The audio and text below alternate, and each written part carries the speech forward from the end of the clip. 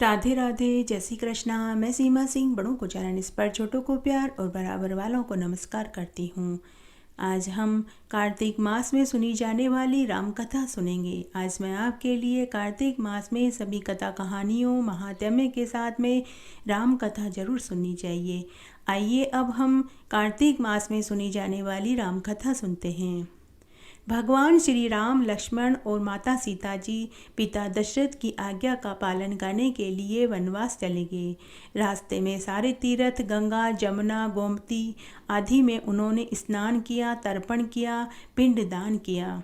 One में कंद मूल फल खाकर वे अपना जीवन यापन करने लगे। जब कार्तिक का महीना आया और कार्तिक की एकम तिथि आई तो राम जी की आज्ञा से लक्ष्मण जी कंद फूल लेकर के आए और सीता जी के आगे रख दिया। माता सीता ने 4 पत्तलें बनाई। तब लक्ष्मण जी ने पूछा कि माता जी आपने 4 पत्तल क्यों बनाई हैं? तब सीता माता बोली कि 1 पत्तल राम जी की, 1 पत्तल लक्ष्मण जी आपकी और 1 पत्तल गौ माता की और 1 पत्तल मेरी है। राम और लक्ष्मण जी ने अपनी अपनी पत्तलें उठा ली और एक गौमाता के आगे रख दी। माता सीता ने अपनी पत्तल नहीं उठाई। तब राम जी ने सीता जी से पूछा कि आपने फलाहार क्यों नहीं किया? तब माता सीता ने कहा कि मेरा तो कार्तिक मास में राम कथा कहने का नियम है। राम कथा कहने से पहले मैं फलाहार नहीं करूँगी। तब राम जी ने कहा कि राम कथा मुझे सुना दो। माता सीता ने कहा कि आप तो हमारे पति देव हैं, आपको राम कथा कैसे सुना सकते हैं? तब लक्ष्मण जी बोले कि माता जी आप राम कथा मुझे सुना दीजिए। तब माता सीता ने कहा कि आप तो शादीशुदा हैं, औरतों की बात औरतें ही जाने। तब लक्ष्मण जी विचार करने लगे कि वन में औरतें कहाँ से आएगी। तब लक्ष्मण जी ने धरती पर माया नगरी बसा दी। उस नगरी में सभी चीज़ें, महल मालिये, बर्तन, कपड़े, काम करने की सभी चीज़ें सोने की थी। उस नगरी का नाम सोने की नगरी रख दिया। उस नगरी में रहने वाले सभी घमंडी थे, कोई भी व्यक्ति गरीब नहीं था। राजा से लेकर सफाई करने वाले तक सभी अमीर थे, कोई गरीब नहीं था, इसलिए उन सब में घमंड भरा हुआ था।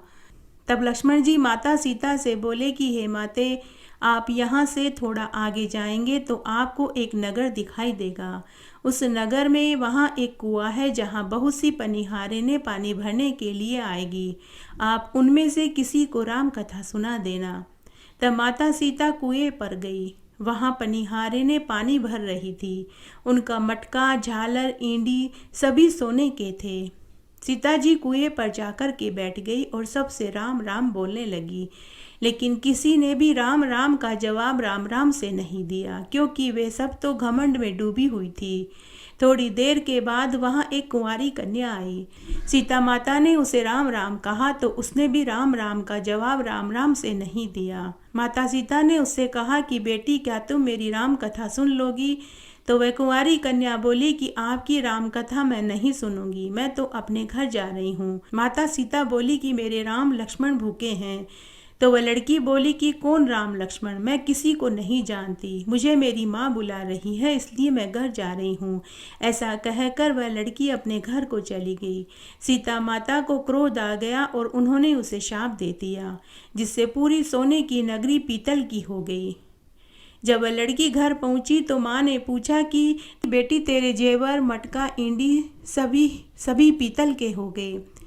लड़की ने कहा कि न मालूम ये सब कैसे हो गए, मैं तो सोने के पहन करके गई थी, परंतु कुएं पर एक बहुत सुंदर सी सन्यासिनी सी दिखने वाली एक औरत बैठी थी। उसने मुझसे कहा कि मेरी राम कथा सुन लो। मैंने राम कथा सुनने से इनकार कर दिया, तो हो सकता है उसने ही कोई जादू टोना कर दिया है। माँ ने कहा कि बेटी, तुम अभी जाओ और उसकी राम कथा सुन करके आओ, वो तो माता सीता है। बेटी, तुम वापस कुएं पर जाओ और हमारे घर की रिद्धि सिद्धि लेकर के आओ। बेटी, हमारी तो पूरी नगरी ही पीतल की हो गई है। लड़की अपने माँ से बोली कि माँ, मैं वापस नहीं जाऊंगी। तभी उसके बेटे की बहू आई और उसने अपनी सासू माँ से कहा कि सासू माँ, आपकी आज्ञा हो तो मैं माता सीता के दर्शन भी कराऊं और उनकी राम कथा भी सुन कराऊंगी। सासू बोली कि जा बहू, तू ही जा। सीता माता की राम कथा सुन करके आना और फिर मुझे भी सुनाना। बहू जैसे भी कपड़े पहने हुए थी उन्हीं कपड़ों में पीतल का मटका लेकर के पानी भरने के लिए कुएं पर चली गई। बहू कुएं पर जाकर के बैठ गई, खाली मटका पानी से भरती और फिर कुएं में खाली कर देती। यह देखकर माता सीता ने कहा कि तुम्हारे घर में कोई काम नहीं है क्या? बहू बोली, माताजी मैं तो घर का सारा काम निपटा करके आई हूँ। माता सीता ने कहा कि तूने मुझे माताजी कहा है, इससे मुझे बहुत खुशी हुई। अगर तेरे पास समय है तो क्या तू मेरी राम कथा सुन लेगी? तो बहू बोली, माताजी आप राम कथा सुनाइए, आपकी राम कथा सुनकर ही मैं घर जाऊंगी। माता सीता राम कथा सुनाने लगी और बोली, चंदन की चौकी मोतियों का हार, राम कथा हमारे गले का हार। राम ध्याऊं राम मनाऊं, राम कहे तो परदेस जाऊं। उसके बाद सीता माता ने कहा कि बहू तूने मेरी इज्जत रखी है, भगवान तेरी इज्जत रखेंगे।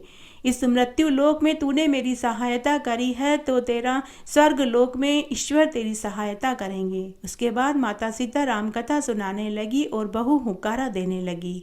माता सीता ने राम कथा सुनाई और कहा कि आओ राम, बैठो राम, झलभर झारी लाई राम, कीकर की दातून लाई राम, ठंडा जल भर लाई राम, सहपरिवार पधारो राम, झुगला टोपी पहनो राम, कड़ा किलगी पहनो राम, मक्खन मिश्री लाई राम, मक्खन मिश्री खाओ राम, स्वर्ण सिंहासन लाई राम, स्वर्ण सिंहासन बिराजो राम, झालर टिकरो लाई राम, झालर टिकरो बजाऊं राम, शंख ध्वनि लाई राम, जुग जुग पाँव लागू राम, निरखत रोमन मोहे राम, शरण अपनी ले लो राम, दूध कटोरा लाई राम, सीता चरण दबाए राम, सुकवर सेज सो राम, झालर पंखा ढोड़ो राम, हमें राम तुम्हें राम, रोम रोम में बसो श्री राम, घट घट में विराजो राम, मुख में तुलसी बोलो राम, खाली बैठे क्या काम, जब बोलो तब राम ही राम, बोलो पंछी राम ए राम, पूर्ण होए सब काम, मेवा चिरंजी लाई राम, रुच रुच भोग लगाओ राम, खट्टा मीठा चखो राम, चरखा परखा लाई राम, चरखा परखा चखो राम,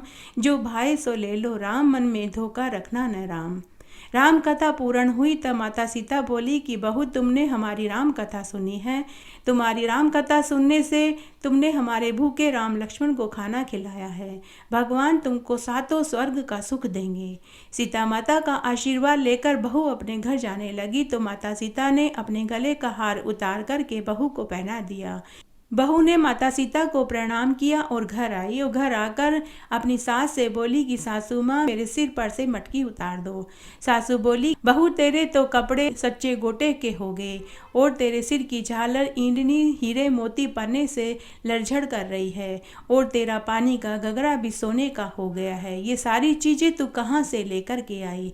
अगर राजा जी को पता चलेगा तो वे हमें दंड देंगे। बहू बोली कि मैं तो माता सीता की राम कथा सुनकर के आ रही हूँ, उनकी ही कृपा से ये सब कुछ हुआ है। सास बोली कि बहू ठीक है, अब तू रोज मुझे भी राम कथा सुनाया कर। बहू रोज सीताजी के पास राम कथा सुनने के लिए जाने लगी और घर आकर अपनी सासू माँ को भी राम कथा सुनाने लगी। इस तरह 1 बरस बीत गया। तब बहू माता सीता के पास आई और बोलने लगी कि माताजी आप हमें राम कथा के व्रत का उद्यापन बताइए। माता सीता बोली कि 7 लड्डू 1 नारियल लेना, फिर इसके 7 भाग कर देना। 1 भाग मंदिर में चढ़ाना, मंदिर बनाने जितना तुझे पुण्य मिलेगा। 1 भाग तालाब पर चढ़ा देना तो तुझे तालाब खुदवाने जितना धर्म लगेगा। 1 भाग भागवत पर चढ़ा देना तो तुझे भागवत सुनने जितना फल मिलेगा। 1 भाग तुलसी पर चढ़ा देना तो तुझे तुलसी का विवाह कराने जितना फल मिलेगा। 1 भाग कुंवारी कन्या को देना तो कन्यादान करने जितना फल मिलेगा। 1 भाग ब्राह्मण को देना तो तुझे कोटि ब्राह्मण को जिमाने जितना फल मिलेगा।